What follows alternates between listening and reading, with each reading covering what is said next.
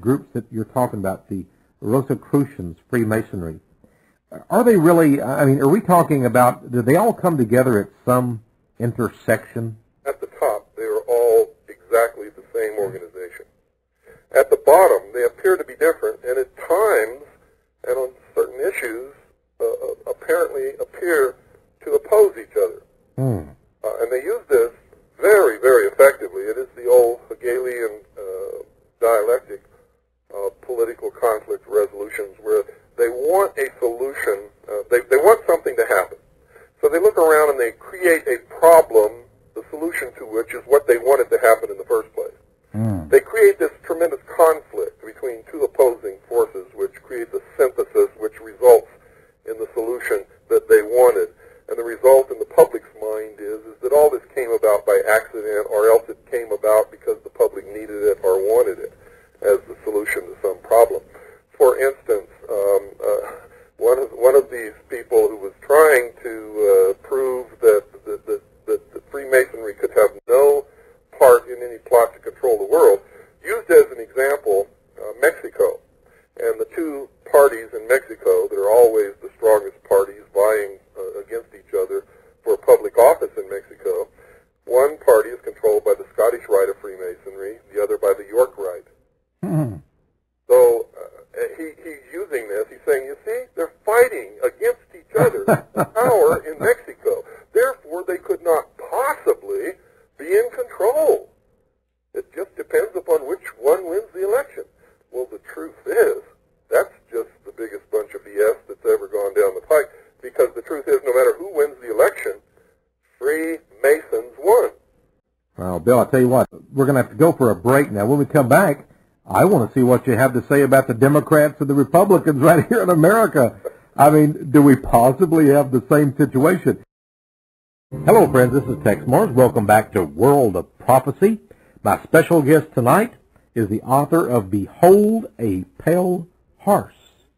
His name, William Cooper, former U.S. Naval Intelligence officer, and a man who knows more than, goodness, I don't know of anybody else that knows any more than he does about the world conspiracy, about secret societies, and really very crucial things you need to know. Bill, you know, we were talking just recently, it wasn't on the radio, but you were telling me about a project that you had because you were so really disgusted with the media, talking about the media. And you said that you wanted to attempt to have a national program to buy up some media so that Christians and American patriots could get their version of the truth out. I mean, I said version, hey, the truth out. Tell us a little bit about your plans in that area. Well, so many people are so disgusted with what they're seeing on television and hearing on the radio and what's printed in the newspapers, and so many lies are thrown at us daily. And it's all got this liberal, socialist, Marxist slant to it that's criminal. And nothing is being done about this. So many people come to me and say, Bill, what can we do? I mean, it's all stacked against us. Nobody's going to believe us. They ignore us.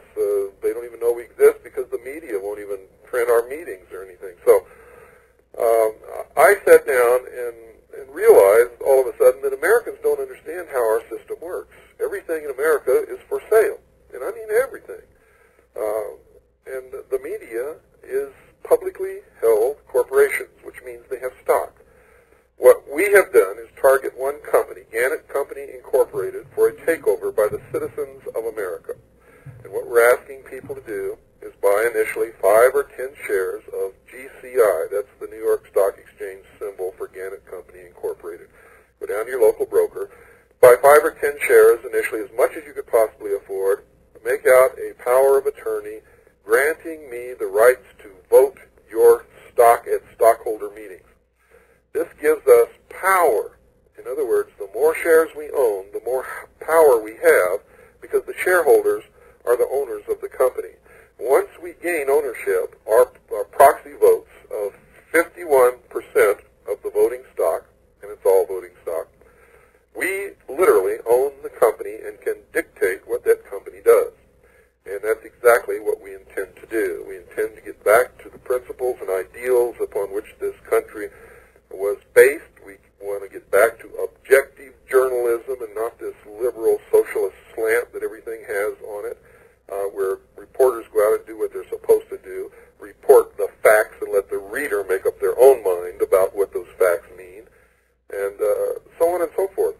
Gannett owns over 150 newspapers in this country, including USA Today. They own 15 television stations and just bought 4 or 5 more, and 17 AM and FM radio stations, and they're the largest owner of outdoor billboard advertising space in the country.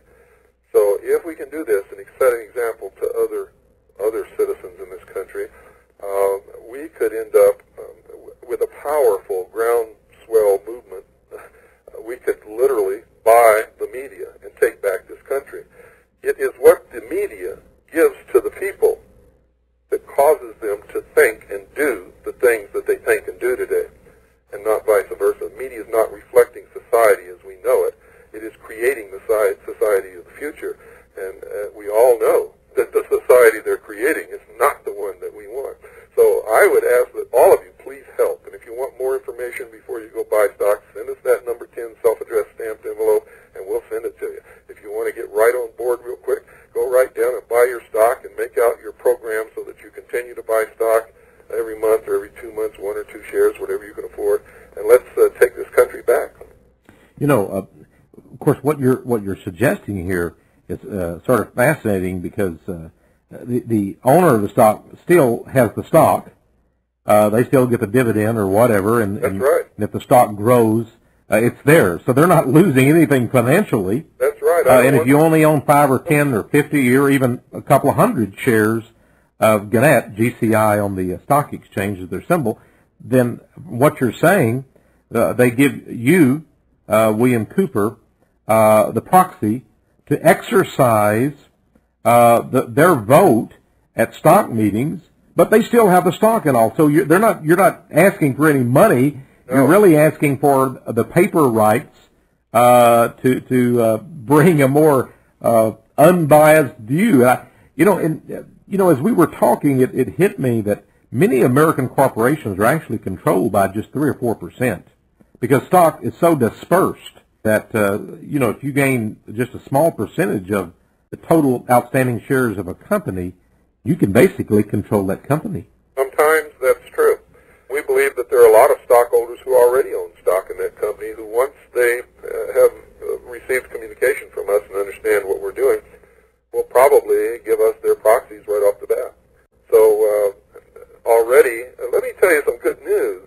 Just before I went to San Francisco, which was last weekend, to speak at the Dunphy Hotel, we counted up the proxies that we had already had, and we only began this program a little over 2 weeks ago, about 3 weeks ago, I guess. We already had 173,000 proxy votes assigned to us. It means that we have Americans out there who own 173,000 shares of Gannett Company Incorporated who didn't own it before. That's going to make a big impact. People will sit up and take some notice. You can go out and demonstrate on the streets, and that can be powerful, but, the pen is mightier than the sword. Well, I'll tell you what, let's I really appreciate your mentioning that. I think it's an important program. But I want to get back now to your book, Beyond the Pale Horse. And one of the things I told the folks that we would discuss, you were mentioning the fact that there are 2 political parties in Mexico. One is basically controlled by the York Rite of Freemasonry, the other by the Scottish Rite, and yet because they're Masonry and because they're controlled, both of those groups behind the scenes, there's really only one political party in Mexico. And I was asking the question about our venerable Democrats and Republicans here in the United States, Bill. Well, the same situation exists here. You'll find that the higher echelons of both parties are members of the Council on Foreign Relations, the Trilateral Commission, and in most instances are also Freemasons, member of the Rosencross, Knights Templar, or Knights of Malta. So, it's exactly the same situation. We don't get to select the candidates. And the problem with elections in this country is we think that we're voting for the best man. The truth is, whoever we elect is their man. They select the candidates, and the candidates are presented to us as a choice. The truth is, it doesn't make any difference which choice we take. So many people were so enamored with Ronald Reagan, but look what he did.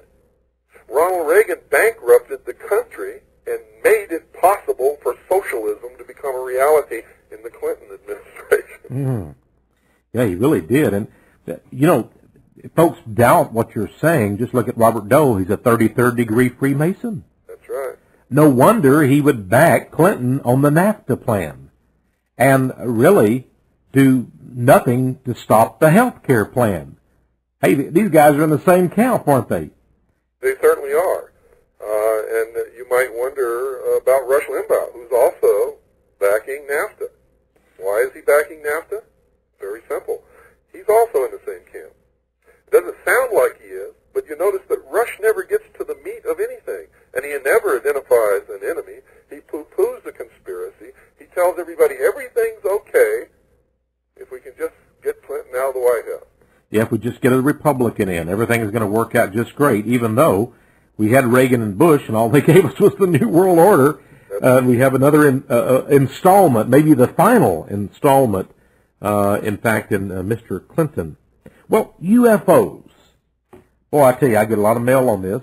I bet you do. And there are many theories of UFOs, of course. But in your book, you talk about some possible government, let's just call it a cover-up, or even a colossal conspiracy. I guess the real question is, Bill, to start off with, what are these darned things? What are UFOs? Well, I didn't know anything about UFOs at all in my whole life until I saw one from the deck of a submarine as we were transiting on the surface between the Pearl Harbor submarine base and the Portland, Seattle area. And I saw a huge disc-shaped craft actually come out of the ocean, tumble on its axis, and go into the clouds. And I was the only one who saw it initially. But eventually there were 5 of us standing up there watching these things go in and out of the water repeatedly for about 10 minutes, which is a long time to observe something like this. And I was kept on board, even though I didn't have the duty. I was kept on board along with everyone else who had witnessed this, and we were told, literally, that we were never to talk about this at all. In fact, I don't know what happened to the others when they were in the captain's stateroom with this naval intelligence officer, and this was before I was attached to naval intelligence. I don't know what happened to the others, but I was browbeat and threatened until I said that I hadn't seen anything. And when I said that I hadn't seen anything, everybody was